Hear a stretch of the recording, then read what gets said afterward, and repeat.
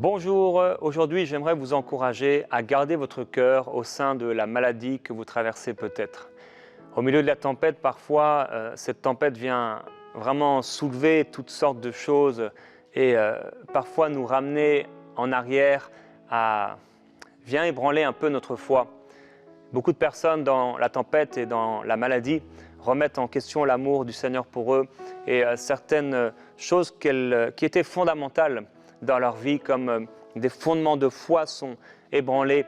Et je veux vraiment vous encourager à garder votre cœur dans la maladie et au sein de la maladie qui vous afflige peut-être aujourd'hui. Ça faisait longtemps que je n'avais pas partagé avec vous de témoignages. Je voulais lire le témoignage d'Ézéchiel qui dit « Je voudrais rendre gloire à Dieu pour un miracle opéré dans la vie de ma mère ». En effet, lors de la séance de prière inspirée du vendredi 10 mai, le pasteur Jérémie, sous l'inspiration du Saint-Esprit, a demandé de s'imposer les mains pour les personnes qui souffraient de paralysie. Ma mère Catherine souffrait de douleurs aux pieds depuis près d'un an, qui l'empêchait de se déplacer correctement. Elle a cru à cette parole et aussitôt l'esprit de guérison l'a saisie et elle fut automatiquement guérie et s'est mise à sauter et à courir dans la maison, proclamant les louanges du Seigneur toute la nuit. Elle me charge de bénir toute l'équipe de MCI TV et ce que le Seigneur a pu faire pour Catherine, il peut le faire pour vous. La puissance de guérison peut être libérée pour guérir votre corps entièrement et complètement. J'ai un autre témoignage de Sabrina de France qui dit « Je viens par ce message témoigner de la guérison que Dieu m'a accordée par l'émission Préinspirée sur les 150 maladies. Je souffrais depuis une opération de scoliose à l'âge de 13 ans, de problèmes digestifs incommodants qui m'empêchaient d'avoir une vie sociale épanouie. J'étais sans cesse mal à l'aise et j'ai été pendant plus de 25 ans malheureuse presque tous les jours au point d'avoir parfois pensé au suicide. Mais le Seigneur m'a guérie et je suis tellement reconnaissante. Petit à petit, je ressens la joie d'être à l'aise dans mon corps et avec les autres et je prends pleinement possession de la puissance de Dieu dans ma vie. Merci pour toutes vos prières inspirées. » On ne peut être que reconnaissant nous-mêmes de voir la main du Seigneur qui se manifeste pour guérir et pour libérer des personnes comme Catherine, des personnes comme Sabrina ici, qui après 25 ans a été guérie en un moment, en un temps. Il suffit d'un mot. Oui, dis un mot et ton serviteur sera guéri. Et donc, parfois, la maladie vient, comme je l'expliquais, parfois remettre en cause, remettre en doute ce qui sont pour nous des fondements. Dans l'histoire de Job, on voit dès le chapitre 2, sa femme va lui dire au milieu de ses souffrances, « Tu demeures ferme dans ton intégrité, maudis Dieu et meurs. » Et donc parfois on a, dans les temps de douleur et de souffrance, cette tentation satanique de ne pas demeurer ferme dans notre foi et de s'éloigner de Dieu. Et je vous en prie, je t'en prie mon frère, ma sœur, ne t'éloigne pas de celui qui peut te sauver. Ne t'éloigne pas de celui qui peut te libérer. N'enlève pas ta main de la main du Seigneur, mais que tu puisses avoir cette foi ferme et garder ton cœur. Le Seigneur Jésus dit dans l'évangile de Marc, « Personne ne peut entrer dans la maison d'un homme et piller ses biens sans avoir auparavant lié cet homme fort, alors ensuite il va piller sa maison. » Et donc, notre cœur doit être gardé. Le but de la maladie, lorsque Satan rend une personne malade, c'est que cette personne s'éloigne de Dieu, c'est que cette personne remette en doute l'amour de Dieu. C'est que cette pensée qui vient, est-ce que Dieu m'aime vraiment? Pourquoi Dieu permet-il cela? Devienne une pensée qui revient et qu'on médite et qu'elle devienne une oppression, qu'elle devienne une obsession et finalement qu'elle devienne une forteresse. Je veux t'encourager, mon frère, ma sœur, à ce que cette pensée de tentation, cette tentation qui est venue ne deviennent pas et ne deviennent en aucun cas une forteresse dans ta vie. Garde ton cœur.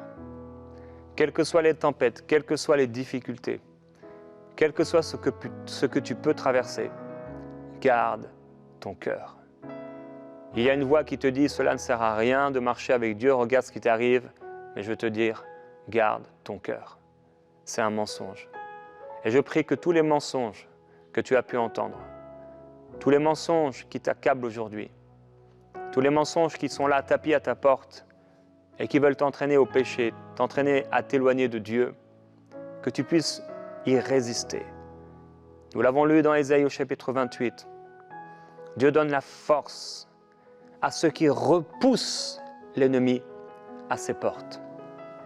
Et je veux t'encourager aujourd'hui à repousser les mensonges sataniques, à repousser les doutes par rapport à l'amour de Dieu pour toi, à repousser les doutes concernant la puissance de Dieu, à repousser les doutes concernant la volonté de Dieu à ton égard.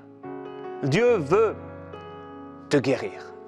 Et plusieurs cœurs s'élèvent aujourd'hui pour dire, mais si Dieu veut me guérir, pourquoi il ne me guérit pas? En réalité, Christ l'a accompli. Il l'a fait. Mon frère, ma sœur, nous n'avons pas les questions, les réponses à toutes les questions, mais nous savons que la parole de Dieu est vraie et il veut te guérir. Et je prie que la puissance de guérison vienne sur toi maintenant et te libère entièrement et que les forteresses puissent être abandonnées. Si quelqu'un aujourd'hui n'a pas gardé son cœur, si tu entends ma voix et que tu n'as pas gardé ton cœur s'est élevé contre Dieu et tu es venu, tu as parlé contre le Seigneur par rapport à sa nature, tu as remis en doute la nature de Dieu pour toi, l'amour de Dieu, la nature de Dieu et l'amour de Dieu pour toi, que tu puisses aujourd'hui te repentir, demander Seigneur, pardonne-moi. Pardonne-moi si je n'ai pas gardé mon cœur. Pour certains, la maladie, c'est ce moment où ils peuvent remettre en question non pas la nature de Dieu, mais remettre en question des choix personnels, revenir en eux-mêmes, pouvoir passer par un temps de repentance. C'est comme une correction à ce moment-là qui va les amener à être guéris et changer des choses dans leur vie. Mais pour d'autres, cette maladie et ce temps de souffrance vient remettre en question, remettre en doute la nature et l'amour de Dieu. La parole de Dieu nous dit, l'esprit de l'homme le soutient dans la maladie, mais l'esprit abattu, qui le relèvera? La volonté satanique est que tu puisses, au milieu de la maladie, ne plus garder ton cœur. Le diable aimerait que tu puisses accepter toutes les pensées qu'il t'envoie. Et que finalement, ça devienne, comme je l'ai dit, une oppression, une obsession, une forteresse. Au point où même, au bout d'un moment, certains sont convaincus que Dieu les veut malades, que Dieu finalement n'est pas vraiment amour. Même certains iraient jusqu'à douter de l'existence de Dieu. Garde ton cœur plus que toute autre chose, parce que c'est de lui que viennent les sources de la vie. Le prophète Jérémie a dit, « Pourquoi ma souffrance est-elle continuelle? Pourquoi ma plaie est-elle douloureuse? Et ne veut-elle pas se guérir? Serais-tu pour moi comme une source trompeuse, comme une eau dont on n'est pas sûr? » Il est vrai, et j'en suis bien conscient, quand la maladie dure longtemps, quand les souffrances augmentent, il y a certaines questions qui sont là. Aucun homme n'est assez fort par lui-même devant la maladie. Tous, à un moment ou à un autre, la tentation arrive. Elle est là, à la porte, elle se présente à la porte. Mais le Seigneur dit, toi, domine sur elle. Mais il y a dans les temps de souffrance et parfois dans les temps de maladie, des remises en question. Parfois des remises en question nécessaires.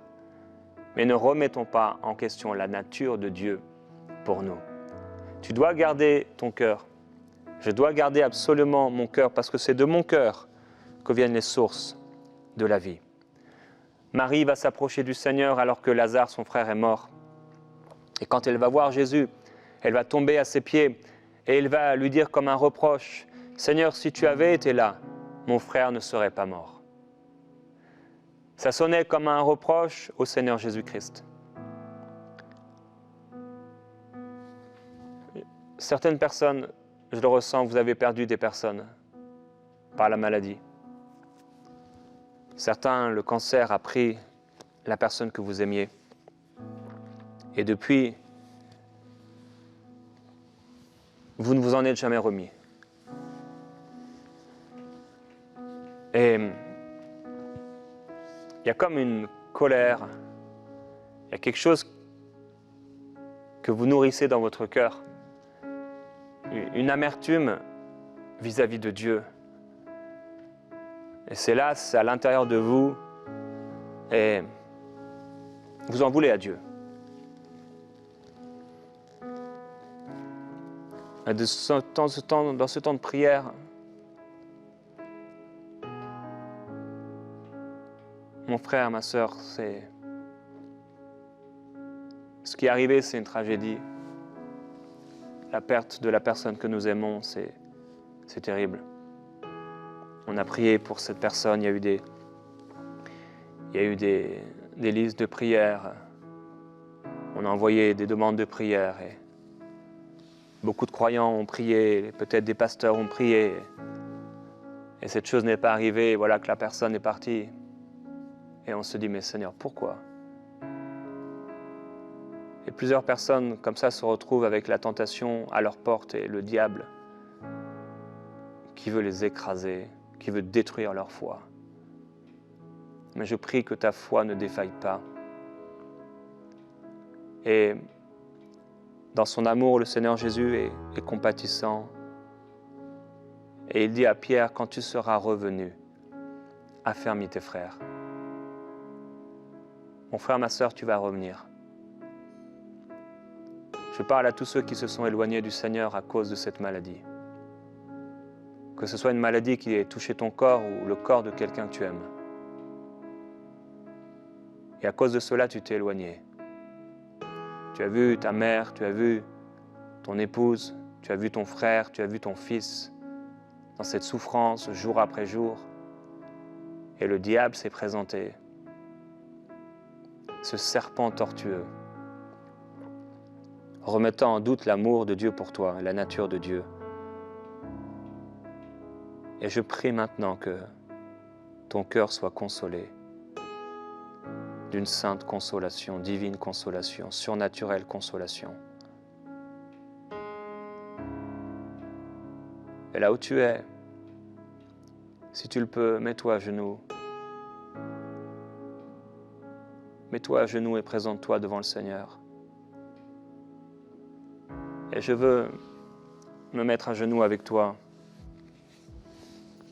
et que nous puissions, devant Dieu, se confier en lui, être consolés et être libérés. Maintenant, le Seigneur veut te libérer et te consoler. Et je prie que la consolation du Saint-Esprit descende sur toi maintenant. Père, tu vois ce frère, cette sœur, à genoux. Certains sont là dans les transports, ils sont à genoux dans leur cœur. Ils ont besoin de cette consolation. Ils ont été tentés par un ennemi invisible, par le serpent tortueux, qui a sans cesse prononcé à leurs oreilles, Dieu a-t-il réellement dit? Dieu est-il vraiment amour? Père, comme à l'époque de Job, il entendait ces voix qui remettaient en doute ta nature. Et il a résisté, il a tenu ferme. Et tu l'as guéri. Je prie pour quelqu'un aujourd'hui qui souffre à cause de cette maladie. Et non seulement il y a cette maladie, mais maintenant tu souffres à cause de ces mensonges, de cette oppression spirituelle qui t'a éloigné de Dieu. Et ta vie de prière a été tellement impactée, ta vie avec Dieu, tu as délaissé l'Église, tu as délaissé la prière, il n'y a plus de vitalité, il n'y a plus de vie. Père, je prie pour cette personne maintenant. Je te demande, s'il te plaît, Seigneur, d'étendre ta main, de libérer ta grâce. Alors que plusieurs te demandent pardon maintenant, d'avoir accepté de telles pensées, tu libères la consolation, tu guéris les cœurs brisés. Père, je prie que tu guérisses les cœurs brisés. Si c'est ce moment de prière, Seigneur, et même juste pour une seule personne, ça valait le coup. Je prie pour ce frère. Je prie pour cette sœur qui passe par la maladie et dont le cœur a été infecté par le doute. Père, je prie pour cette personne qui souffre cruellement, qui dans son lit se retourne dans la douleur,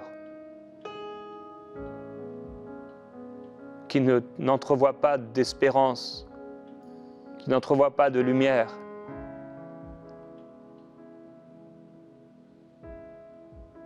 Père, je prie pour cette personne dont les examens sont de plus en plus catastrophiques. La maladie se propage, les doutes arrivent, Satan se présente avec ses démons pour amener cette personne à abandonner, à capituler devant le doute. Je te demande, Dieu, la force pour cette personne. Tu donnes la force à ceux qui repoussent l'ennemi à ses portes. Et Père, je prie que tu les fortifies dans l'homme intérieur, dans l'être intérieur, qu'ils soient fortifiés par ton esprit maintenant. Je prie que la consolation divine leur soit donnée. Les larmes coulent pour plusieurs, Seigneur, maintenant. Des larmes de délivrance, des larmes de guérison, des larmes de libération. Merci, Saint-Esprit. Merci parce que tu fortifies le cœur de quelqu'un. Fortifie mon frère qui souffre. Fortifie ce frère qui cache ses souffrances, qui cache ses douleurs. Il ne veut pas les montrer. Il ne veut pas qu'on voie, il ne veut pas qu'on sache. Ça devient comme un secret gardé. Libère-le. Guéris-le, Seigneur. Guéris cette sœur qui se cache pour pleurer. Guéris cette sœur, Seigneur, qui part là aux toilettes quelque part pour souffrir. Pour que les autres n'aient pas de peine.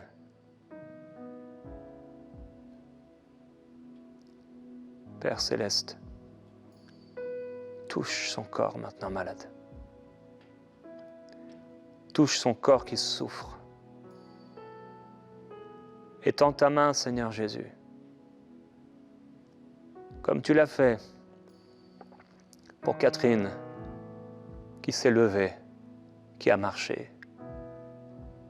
Comme tu l'as fait pour Sabrina, qui a été guérie.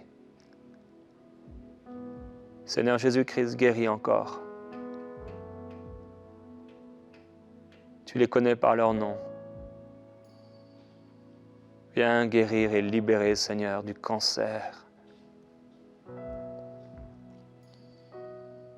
Viens, Seigneur, extirper, arracher le serpent fuyard.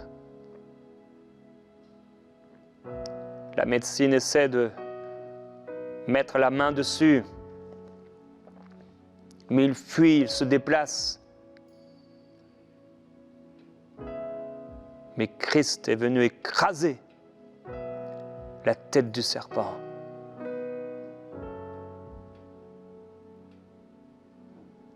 Que toute forme de maladie quitte ton corps dans le nom du Seigneur Jésus. Que toute douleur, que toute souffrance soit ôtée de ton corps. Il le fait dans son amour suprême. Il le fait par la puissance qu'il a d'assujettir toutes choses par sa parole. Là où tu te trouves, certains, vous pouvez vous allonger maintenant sur le sol, là sur le dos, et recevoir la guérison. Comme ce serpent s'introduit en vous, serpent de maladie, serpent tortueux pour vous faire du mal. Le Saint-Esprit maintenant, avec l'onction de guérison, coule sur vous. Elle s'introduit en vous pour vous guérir entièrement et chasser la maladie. Au nom de Jésus, que toute maladie soit chassée maintenant de ton corps. Par la puissance de Dieu, nous brisons la puissance de la maladie. Au nom de Jésus-Christ. Seigneur, merci. Merci pour la grâce. Merci pour l'amour que tu manifestes envers ce frère, envers cette sœur, envers cette personne, pour libérer son corps. Merci pour l'onction du Saint-Esprit, depuis la plante des pieds jusqu'au sommet de la tête. Merci Jésus pour ton amour merveilleux. Reste dans la présence de Dieu. Laisse-toi toucher. Laisse-toi toucher par son amour. Laisse-toi toucher par la présence de Jésus. Crois. Crois et tu verras la gloire de Dieu. Seigneur, nous croyons, c'est pourquoi nous parlons. Et nous déclarons que nous avons été guéris. Nous sommes guéris. Je suis guéri et rempli de force. La puissance de guérison s'installe en moi. La puissance de l'onction de Jésus traverse mon être tout entier. L'onction de guérison coule sur mon corps. Elle me rend fort.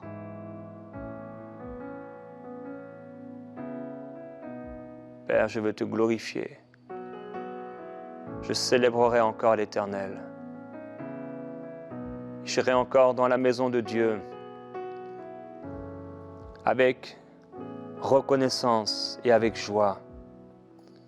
J'accomplirai les vœux que j'ai formulés.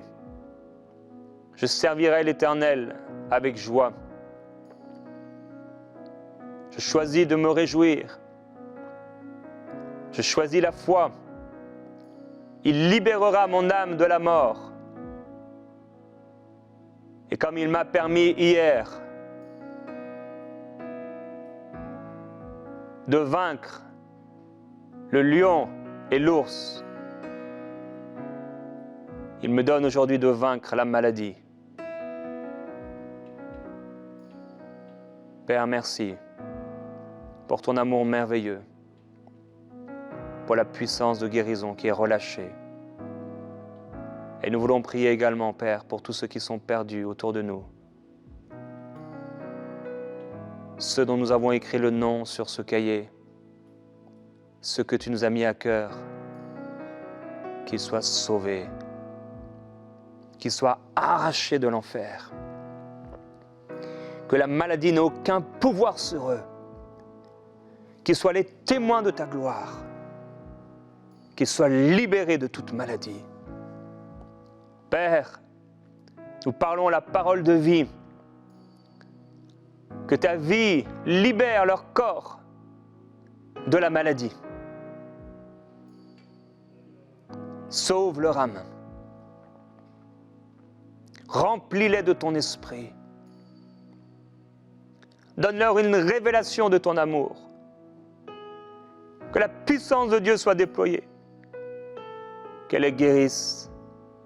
Qu'elle guérisse leur corps, qu'elle guérisse leur âme, qu'elle guérisse leur cœur, leur esprit. Père, nous prions qu'ils deviennent une nouvelle créature. Au nom de Jésus-Christ. Mon frère, ma sœur, commence à faire ce que tu ne peux pas faire. Commence à faire ce que tu ne peux pas faire.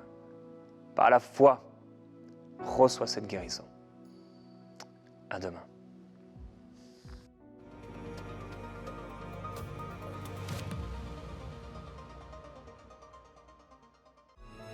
Semons dès maintenant pour vivre une grande moisson à travers les projets du Centre EMCI.